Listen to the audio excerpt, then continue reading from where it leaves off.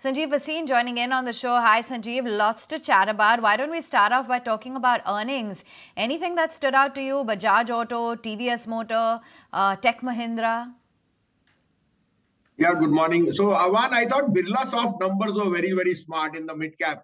And that has been the trend. I think mid cap IT has been far better than large cap. But that is understandable. Now, we know that Tech Mahindra had priced in the worst and they had some issues with their BFSI space, but the transition has been rather well. And I think that can be a relative outperformer. On the other hand, Tata Steel really was the star. Even though volumes fell, I have never seen double-digit strong earnings EBITDA, which has been very, very positive for a company like Tata Steel. So I think metals, given the proxy of China's RR cut, can be a very, very good play. And Tata Steel has definitely, beaten expectations. Now, the big underlying remains how fast can they divulge their chorus assets, which are actually quoting at 3 times the price. And once the leverage comes down, return on equity will improve. They have anyway brought down their debt. So I would say Birla Soft, Tata Steel and Tech Mahindra, all three are relatively good. In the banks, I think there is too much of pessimism. I thought Axis Bank numbers were rather better than expected given the large base of the wealth acquisition of Citi. And we know that the deposit franchise has been in a little bit of a problem because of liquidity. But I think that's part and parcel. If you're going to look at credit growth, then I think both Axis and HDFC stand to be bought at these prices. Sanjiv, morning. Sanjiv, how did you check out the two-wheeler company's results? Amazing price action, and especially Bajaj and versus TVS. Your thoughts? So, Ajay, good morning. I think they are all priced to perfection. There is at new highs. For me to ask them to be bought is difficult. Bajaj is in our portfolio since a long time.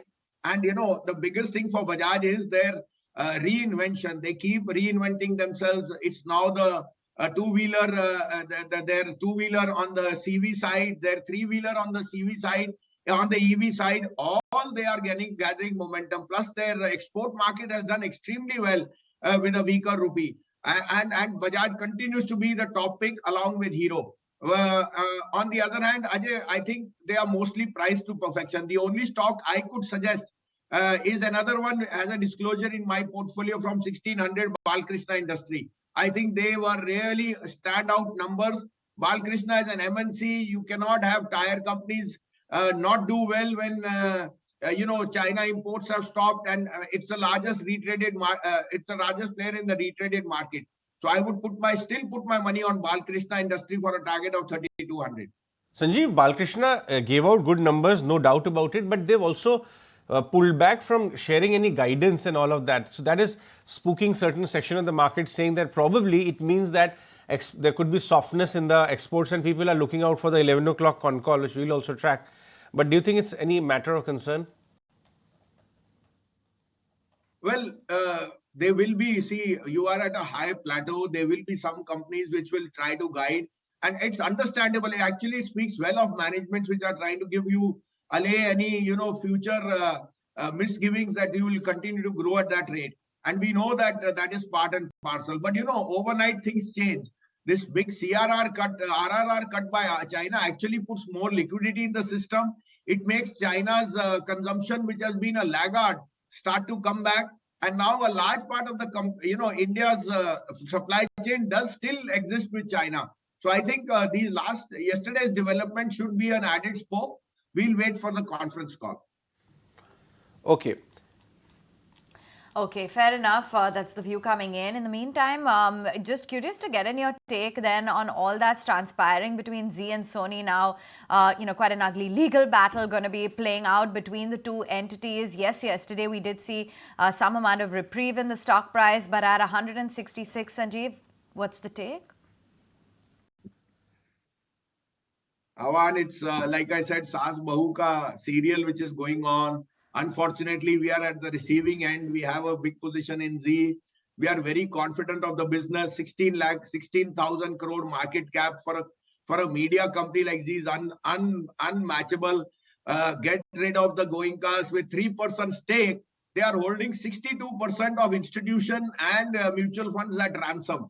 I mean, where have you heard of this? So I think all the noise and humdrum will see some big player come back. I am keeping my fingers crossed. but you will every day have to see the volatility, which is immense because of the underlying, sentiment change which happens. I don't think they can walk away with this so easily.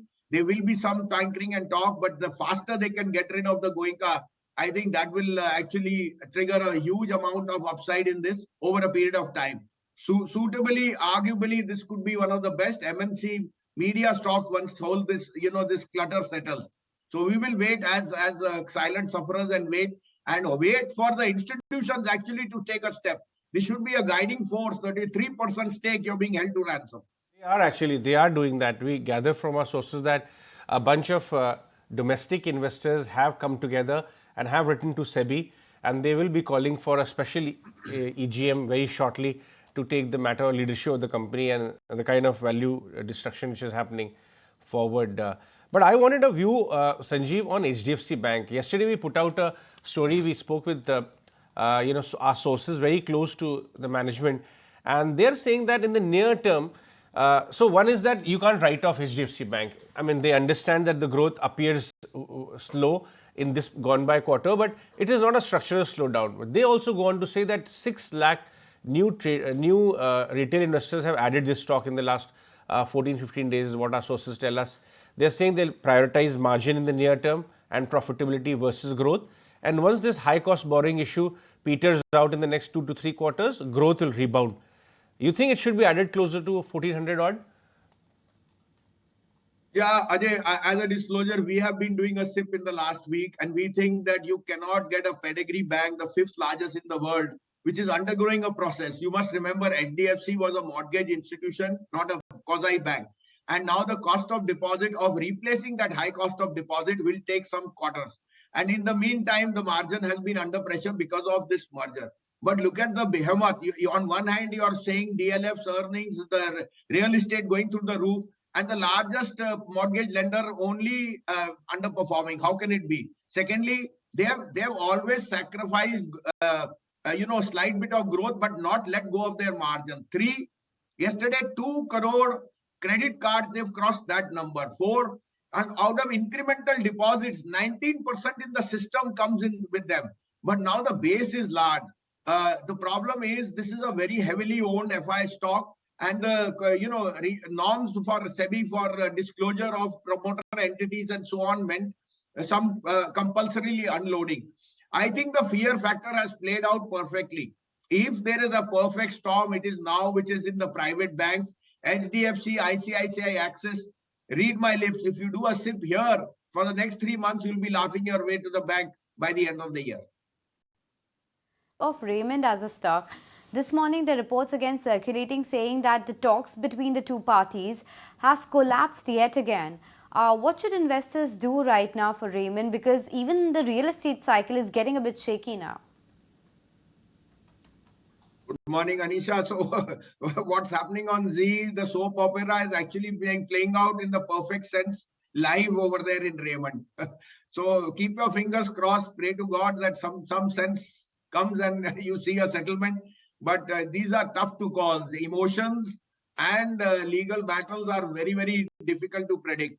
So watching the soap opera on both Zee and Raymond. There is a difference. There's a fundamental difference there, Mr. Bhasin. I differ with you a little bit.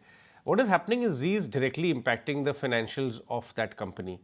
But at Raymond, whatever is happening is actually inside as a personal matter. The financials or the fundamentals of the company are completely, kind of insulated in many ways. Yes, there may be a little bit of pressure on the stock. It went to 1500 odd, came back at 1800. But we just had the management 2-3 days back. The volume on the real estate front and even the regular business, it will be interesting to watch 1st of February when the results actually come out, whether there's a section of the people believe that it may not impact the financial or fundamentals, but yes, sentiment wise, it does have a bit of a bearing. So that is something to watch out for. Ajay, you are right. I think maybe you misread what I meant. I was just trying to be little, make it little humorous, but I'm not meaning it's a personal matter. If you recall, even Jeff Bezos went through a rough divorce when it went. It's not that the Amazon stock plunged.